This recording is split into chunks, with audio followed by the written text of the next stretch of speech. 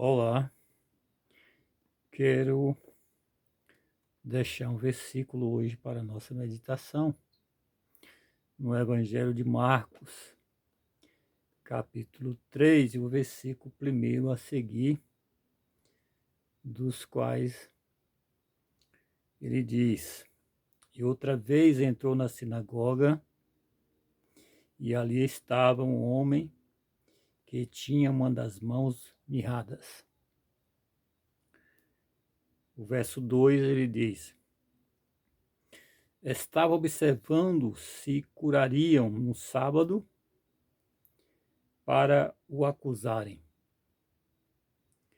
O verso 3, ele disse ao homem que tinha a mão mirrada: Levanta-te e vem para o meio. E o verso 4 ele diz: E perguntou-lhes: É lícito no sábado fazer bem ou fazer mal? Salvar vidas ou matar? E eles calaram-se.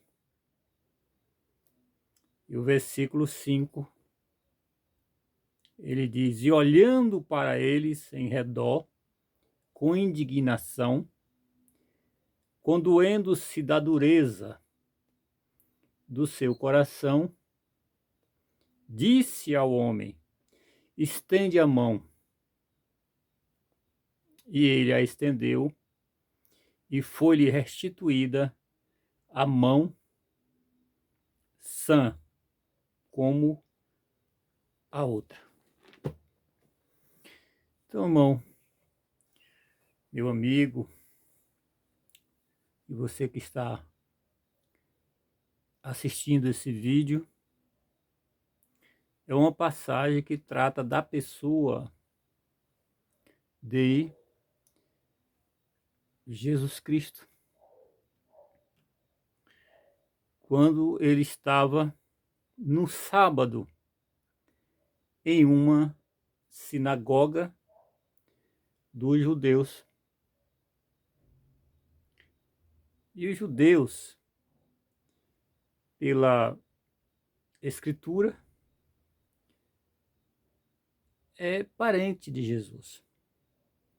Porque Jesus é da linhagem dos judeus, da menor tribo de Judá. É a menor tribo, a meia tribo. Jesus descende dela, os seus descendentes.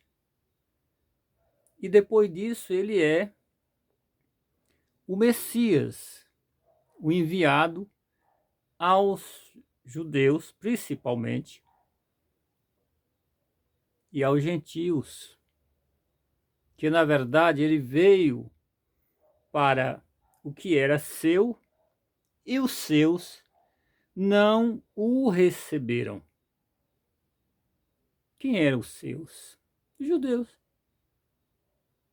Mas ele diz que todos quantos o receberam, deu-lhe o nome de Filho de Deus. Então, o problema era que eles estavam no Velho Testamento. No sábado, não podia se fazer nada, exclusivamente nada. Aliás, na lei de Moisés, que foi dada pelos anjos, claro, enviado por Deus, ordenado por Deus, a partir da sexta-feira, às 6 horas da tarde, não se faria mais negócios, trabalhos, comida, não acendia fogo e etc e tal. Então, você está vendo que ele já vem mudar agora a lei. E ele entra na sinagoga, uma igreja dos judeus, uma igreja judia. E havia um homem com a mão ressequida. Ele estava com a mão mirrada. Um braço era normal e o outro não. E ele perguntou se era lícito naquele sábado fazer o bem ou matar as pessoas. Olha que cacetada, hein? Jesus perguntando isso porque ele já sabia que no sábado eles matavam pessoas e fazia coisas terríveis e ficava sem punição. Logo ele estava fazendo no sábado o bem. Ele estava ali curando uma pessoa enferma, salvando vidas. E nós não sabemos quantas mil pessoas ou milhares de pessoas foram curadas na sua missão ainda na terra. Porque desde quando ele foi, nunca parou de cessar. Nunca cessou os milagres, continua. Nunca parou de ser curado as pessoas em nome do Senhor Jesus. Os espíritos maus saem das pessoas. Não resiste o nome de Jesus. Nenhum espírito resiste o nome de Jesus, que é o nome que está acima de todos os nomes. Então, o Evangelho de João 10:10, ele fala, ele enviou 70 discípulos a pregar o Evangelho e a curar os enfermos e expulsar os demônios. Então os discípulos chegaram radiantes. Senhor, que maravilha!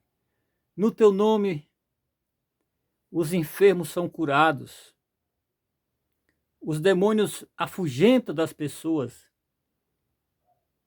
e o milagre é feito. Mas Jesus o advertiu. Não vos alegrei-vos, porque em meu nome as pessoas são curadas.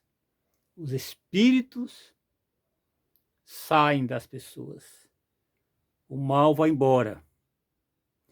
Antes vós alegrai-vos com uma coisa maior.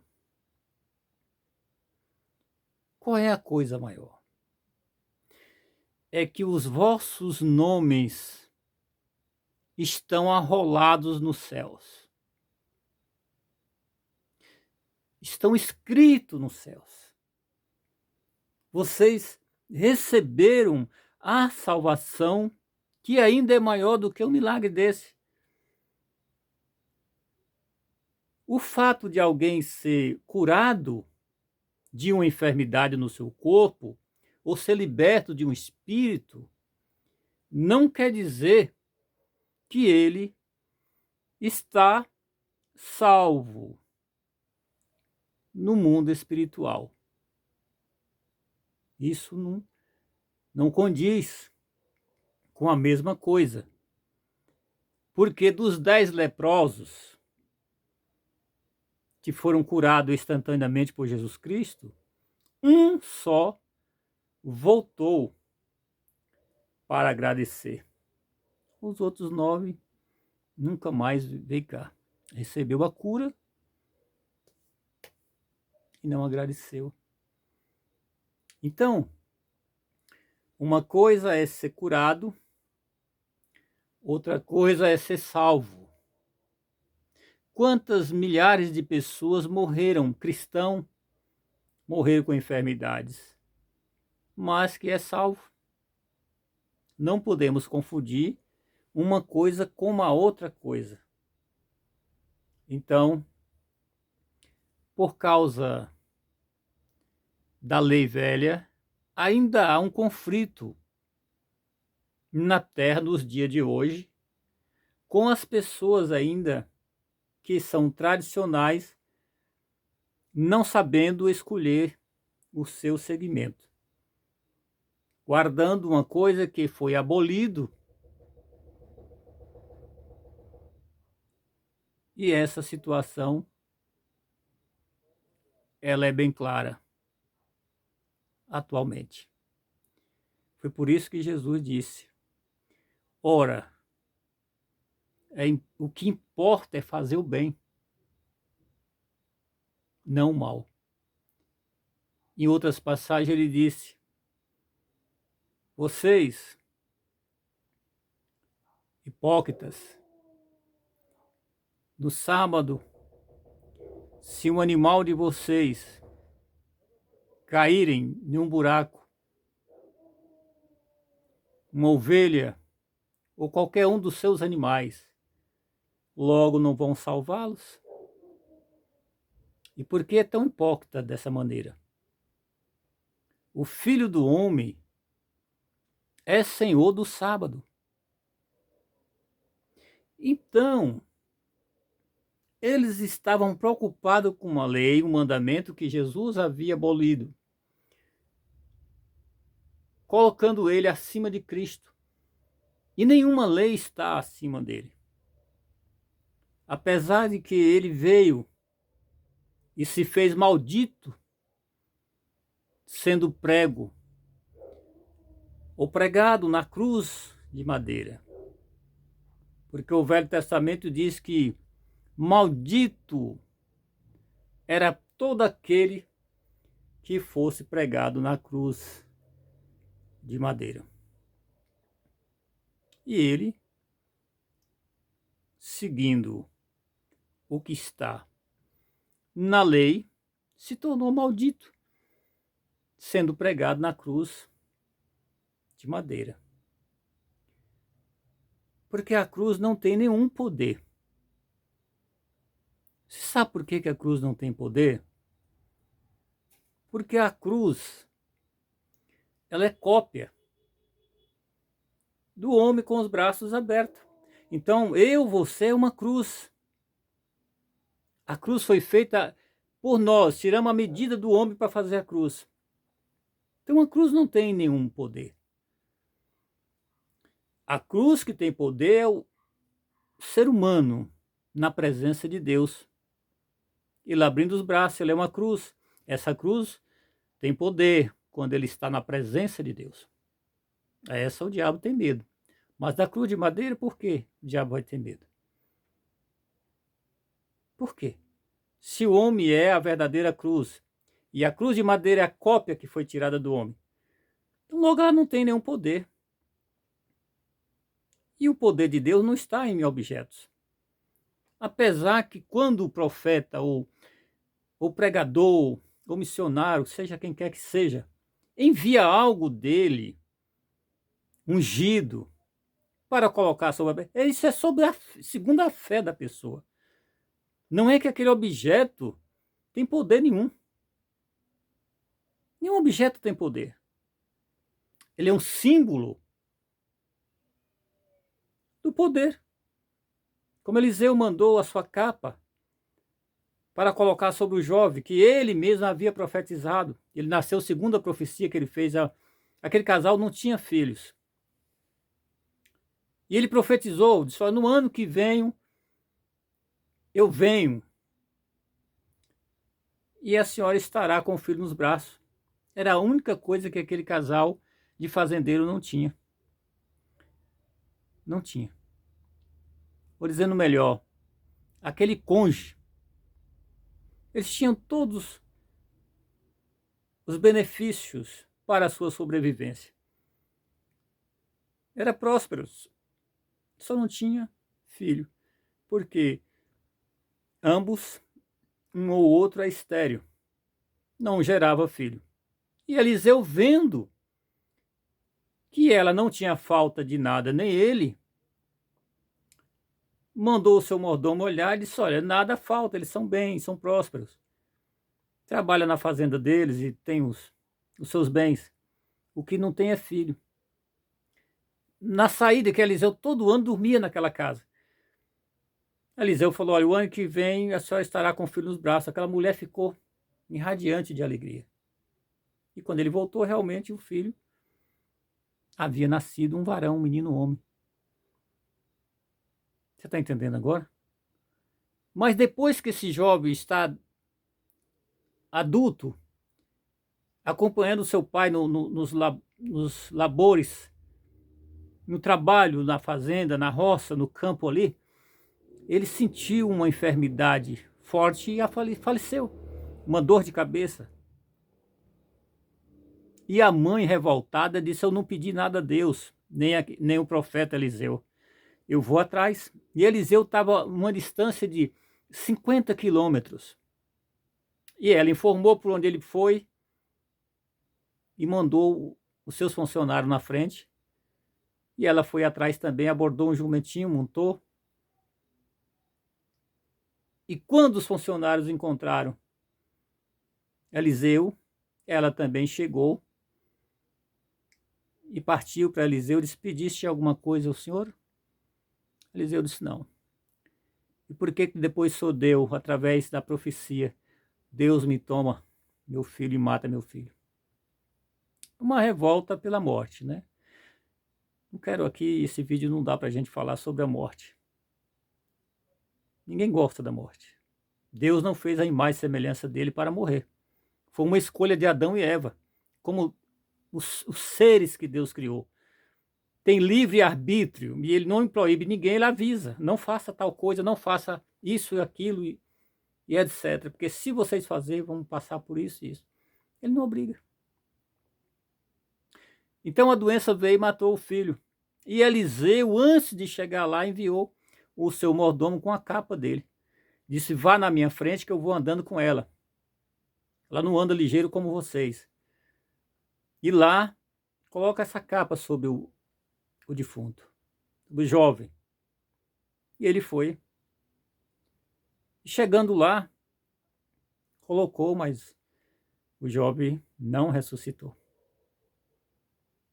E quando Eliseu chegou, ele disse: Senhor, coloquei a sua capa e ele não ressuscitou. Continua morto. Eliseu entrou para o quarto, onde estava o jovem, e disse: dê licença vocês. Fechando a porta, ficou a sós com o defunto. E Eliseu orou a Deus e deitou por cima dele. Abriu os braços dele e deitou por cima. E soprou nas suas narinas. E depois de soprar algumas vezes, o jovem ressuscitou-se. Levantou do banco onde estava morto. E depois que ele levanta, Eliseu abre a porta do quarto e diz: tome o teu filho. Que coisa linda, né? Mas esse evangelho não mudou. O que muda são as iniquidades e o final do tempo chegando. Isso muda, dificulta.